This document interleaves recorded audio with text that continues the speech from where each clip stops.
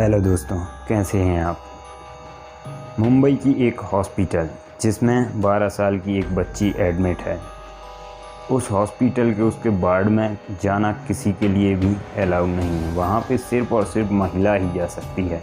सफाई कर्मचारी है तो भी महिला, अगर पुलिस वाला है तो भी महिला, डॉक्टर है तो भी महिला, क्योंकि वो किसी भी पुरुष को देख के एकदम डर जाती है। दोस्तों, ये इतनी डरी हुई कहानी है, एकदम मतलब आपको दिल से झंझोड़ देगी, ऐसी ये सत्य घटना है। रात के करीबन 10 बज रहे थे। ये दादर रेलवे स्टेशन पे जाके किसी लड़के का इंतज़ार कर रही थी। बहुत टाइम हो गया, 10 से 11 बज गए, लेकिन कोई वहाँ पे नहीं आया जिससे वो मिलने वाली थी। एक कोई उसका दोस्त रहा होगा, वो उससे मिलने आई थी। 10 से 11 बज गए, टाइम ज़्यादा हो गया और ये बहुत ज़्यादा घबराने लगी, डरने लगी, क्योंकि घर पे किसी को बता के नहीं आई थी और ये इंतज़ार कर रही थी, वो लड़का भी नहीं आया। अब ये देखकर वहाँ पे एक ऑटो वाला आया, उसकी उम्र करीबन 30 साल रही होगी, और वो ऑटो वाला आकर उस लड़की से पूछता है कि क्या हुआ, आप क्यों रो रहे हो।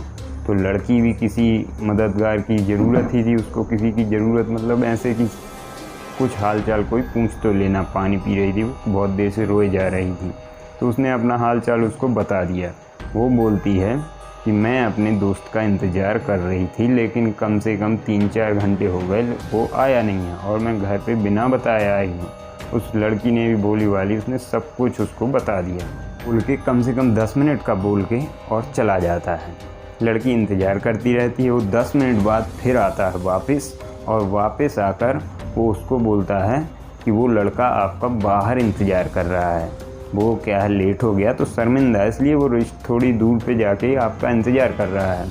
तो लड़की को थोड़ी जान में जान आई और उसने, ऑटो वाले ने बोला चलिए मैं आपको वहाँ पे छोड़ देता हूँ। लड़की खुशी खुशी उसके ऑटो में बैठ गई। उसने पानी दिया, पानी भी पिया उसने, और पानी पीते ही उसको चक्कर वगैरह आने लगे।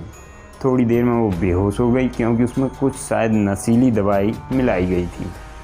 अब ये लड़की उसका मतलब लड़की तो बेहोश हो गई थी, ये ड्राइवर उसको लेके ऑटो वाला जंगल की तरफ चला गया।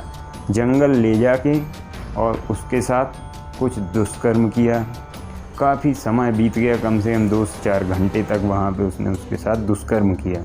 और उसके बाद ये वहाँ पे एक सिटी ले जाके एक होटल में ले गया, जहाँ पे बहुत सारे कम से कम 10 से 12 बंदे और उसका इंतज़ार कर रहे थे। और वहाँ पे रात भर एक के बाद एक सभी बंदों ने उसके साथ दुष्कर्म किया। दोस्तों, पता नहीं वहाँ के मालिक जो होटल का था उसको आवाज़ आ रही थी कि नहीं, लेकिन किसी ने भी उसकी चीख पुकार नहीं सुनी। हो सकता है दवाई या इंजेक्शन वगैरह दिए गए थे, तो उसकी आवाज़ इसलिए बाहर ही नहीं आई, शायद वो होश में ही नहीं आई। लेकिन जब जब भी वो होश में आती, वो पानी मांगती, खाना मांगती, लेकिन उसको कुछ नहीं दिया। और सारे दरिंदों ने रात भर कम से कम 24 से 48 घंटे हो गए। फिर एक लड़के को उस पर आई दया, और वो जाके मुंबई के दादर रेलवे स्टेशन पे छोड़ देता है। रेलवे स्टेशन पे छोड़ने के बाद वो लड़की स्टेशन से एक ट्रेन में बिठा देता है। ट्रेन से ये सीधे उत्तर की तरफ जा रही थी ट्रेन, चंडीगढ़ पहुंचती है। ये ट्रेन पहुंचती है चंडीगढ़, और चंडीगढ़ में जैसे ही वो उतरती है तो वहाँ पे 2 दरिंदे और मिलते हैं और स्टेशन से उसको ले जाते हैं सुनसान जगह पे, और वहाँ पे भी उसका रेप किया जाता है। अब ये लड़की बहुत परेशान, एकदम उसकी जान निकलने ही वाली थी, ऐसी हालत हो चुकी थी उसकी।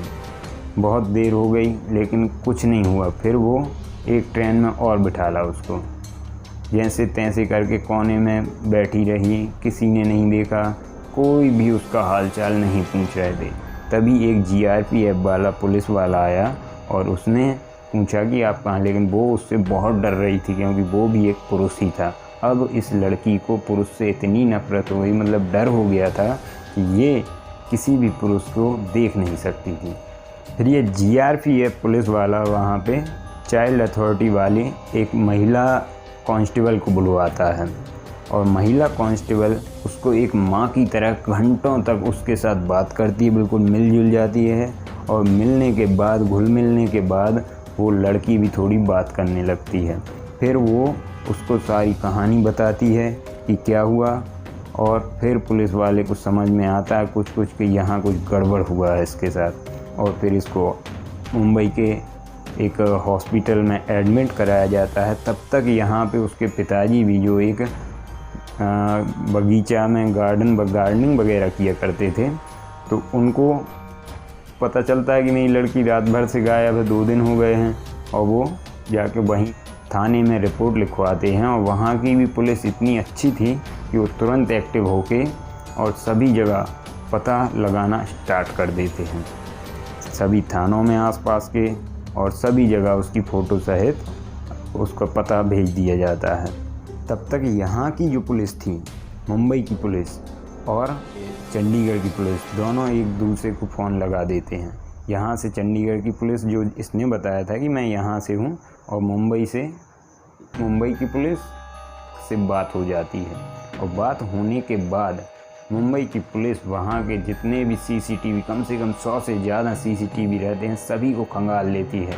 और उसमें बड़ी मशक्क़त के बाद पता चलता है कि एक ऑटो जो स्टेशन से निकली है रात को 11 बजे के आसपास, उस ऑटो का नंबर जूम करके उसको पहचान लिया जाता है। और जो अपराधी था, जो ऑटो में बिठा के ले गया था, उस अपराधी को पकड़ लिया जाता है। आखिरकार वो पकड़ा गया।